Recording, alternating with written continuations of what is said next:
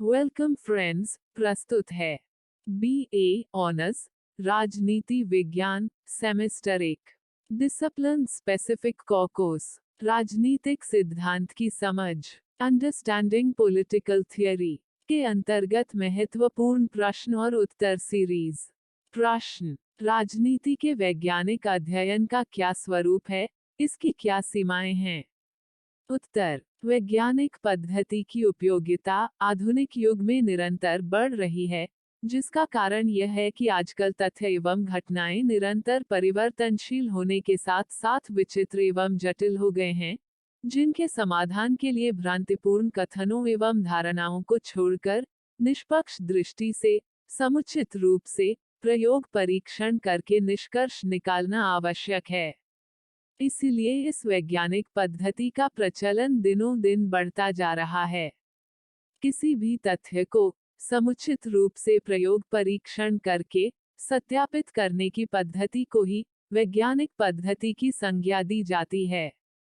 इस पद्धति की समुचित परिभाषा देने के लिए विभिन्न विद्वानों के विभिन्न कथनों का उल्लेख भी आवश्यक है, जो निम्न प्रकार से है। 1. लुंडबर्ग ने लिखा है कि वैज्ञानिक विधि में तथ्यों का क्रमबद्ध अवलोकन, वर्गीकरण तथा व्याख्या सम्मिलित है। हमारे प्रतिदिन के निष्कर्षों तथा वैज्ञानिक विधि में मुख्य अंतर औपचारिकता की मात्रा, दृढ़ता, सत्यापन किए जा सकने की योग्यता तथा व्यापक रूप में प्रामाणिकता में निहित होता है। उद्धरण चिन्ह 2. कोहेन व नेगेल के शब्दों में, वैज्ञानिक पद्धति की सर्वप्रथम विशेषता यह है कि इससे वास्तविक तथ्यों को प्राप्त करने का प्रयास किया जाता है, न कि इच्छित तथ्यों को। इसकी द्वितीय विशेषता यह है कि प्रत्येक अनुसंधान स्वयं में विशिष्ट होता है।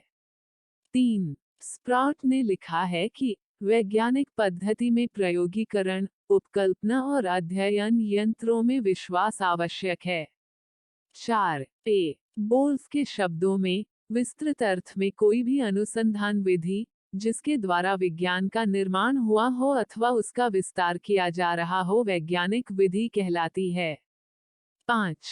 एनसाइक्लोपीडिया ब्रिटेनिया ने वैज्ञानिक पद्धति को परिभाषित करते हुए कहा है कि वैज्ञानिक पद्धति एक सामूहिक पद है, जो उन विभिन्न प्रक्रियाओं के विषय में उल्लेख करता है, जिनकी सहायता से विज्ञान बनते हैं।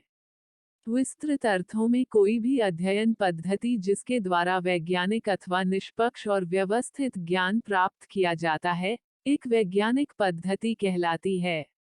वैज्ञानिक पद्धति के तत्व: 1. विषयगत तथ्यों का सावधानीपूर्वक किया गया वर्गीकरण। 2. विभिन्न तथ्यों के पारस्परिक संबंधों का संयोजन। 3. तथ्यों को तालिकाबद्ध करने के बाद कल्पना के आधार पर विभिन्न सामान्य नियमों को निर्धारित करना। 4. विषयगत पर्यवेक्षण में पक्षाघात रहित होकर वस्तुनिष्ठता पर ध्यान देना। 5. विषय में सत्यापनशीलता का होना। 6. सार्वभौमिकता का समावेश अर्थात कभी भी तथा कोई भी उनके नियमों को प्रयोग द्वारा सत्यापित कर सके। 7.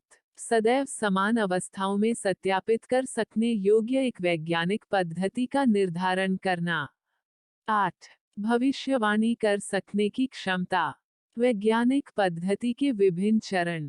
1. समस्या का विश्लेषण। समस्या से संबंधित समस्त सामग्री को संग्रहित करके उनका ब्यौरेवार व्यापक विश्लेषण करना वैज्ञानिक पद्धति का प्रथम चरण है। इसमें विषय अथवा घटना से संबंधित समस्त प्राप्त सामग्री जैसे लेख, पत्र, पत्रिकाओं, पुस्तक अथवा अन्य स्रोतों से समस्या का भली प्रकार विश्लेषण, स्पष्टीकरण करना इस चरण में प्रथम आवश्यकता है। 2. प्राकल्पना का सृजन। समस्या के विश्लेषण के उपरांत समस्या से संबंधित समस्त सामग्री को एकत्र करने की समस्या खड़ी हो जाती है। प्राप्य समस्त स्रोतों को प्रयोग करने के उपरांत भी ऐसी स्थिति की संभावना बनी रहती है कि शायद मौलिक सामग्री तक अनुसंधानकर्ता की पहुंच न हो सके। इसलिए अनुसंधानकर्ता कल्पना का सहारा लेकर एक कार्य प्रणाली तय करने के लिए उपकल्पना का निर्माण करता है तथा उस प्राकल्पना के अनुसार ही आगे प्रयोग परीक्षण का कार्य करता है। सत्यापित हो जाने पर यह उपकल्पना ही सिद्धांत का रूप धारण कर लेती है, अन्यथा कोई और दूसरी उपकल्पना का निर्माण करना पड़ता है। 3. प्रयोगीकरण व पर्यवेक्षण। अनुसंधानकर्ता उपकल्पना का निर्माण करने के उपरांत प्रायः सामग्री का निरीक्षण तथा आवश्यक प्रयोग व परीक्षण आदि करता है तथा अपनी उपकल्पना को सिद्ध करने के लिए स्वयं पर्यवेक्षण आदि द्वारा तथ्य संकलन करता है। वह निष्पक्ष होकर बिना किसी पूर्व अनुमान व कथन या अन्य लोगों द्वारा फैलाई गई भ्रांतियों आदि की परवाह किए अपना कार्य स्वयं निरीक्षण व परीक्षण द्वारा सिद्ध करने का प्रयत्न करता है। 4. तथ्य संकलन। स्वयं अनुभव तथा अवलोकन करके तथा प्रयोग परीक्षण आदि द्वारा वह उन तथ्यों का संकलन करता है जो उसकी उपकल्पना को सिद्ध करने के लिए आवश्यक है। इस हेतु वो पूर्व निर्धारित प्रश्नावली की विवरणात्मकता प्राप्त करने की क्रिया को अपनाता है। 5. तथ्यों का वर्गीकरण तथा विश्लेषण। तथ्यों का संकलन करके उनका वर्गीकरण व विश्लेषण किया जाता है। वर्गीकरण के लिए सूची व तालिका पद्धति अपनाई जाती है तथा विश्लेषण के लिए तुलनात्मक पद्धति का अनुसरण मुख्य रूप से किया जाता है। 6. सामान्यीकरण अथवा नियमीकरण। तालिका अथवा सूचियां बनाकर तुलना अथवा विश्लेषण करने से अंतिम चरण में सामान्यीकरण अथवा नियमीकरण करना सुगम हो जाता है। द्वितीय चरण में की गई प्राक्कल्पना अब सिद्धांत तथा प्रमाणित नियम का रूप ग्रहण कर लेती है। इस प्रकार उपरोक्त 6 चरणों में वैज्ञानिक विधि को पूर्ण किया जाता है, जबकि बेख्त नामक विद्वान ने वैज्ञानिक पद्धति के निम्नलिखित चरणों का प्रतिपादन किया है। 1. पर्यवेक्षण। 2. विवरण। 3. परिमापन। 4. स्वीकृति तथा अस्वीकृति। 5. आगमनात्मक सामान्यीकरण। 6. व्याख्या। 7. तार्किक निगमनात्मक युक्तिकरण। 8. परीक्षण। 9. संशोधन। 10. पूर्वकथन। 11. अस्वीकृति। बेख्त द्वारा वर्णित उपरोक्त चरणों का क्रम यही हो, ऐसा आवश्यक नहीं है। वस्तुतः यह अनुसंधानकर्ता के ऊपर निर्भर करता है। वास्तविकता यह है कि ब्रेख्त की इच्छा थी कि ज्ञान विहीनों के पास ज्ञान समुचित व वैज्ञानिक रीति से पहुंचे।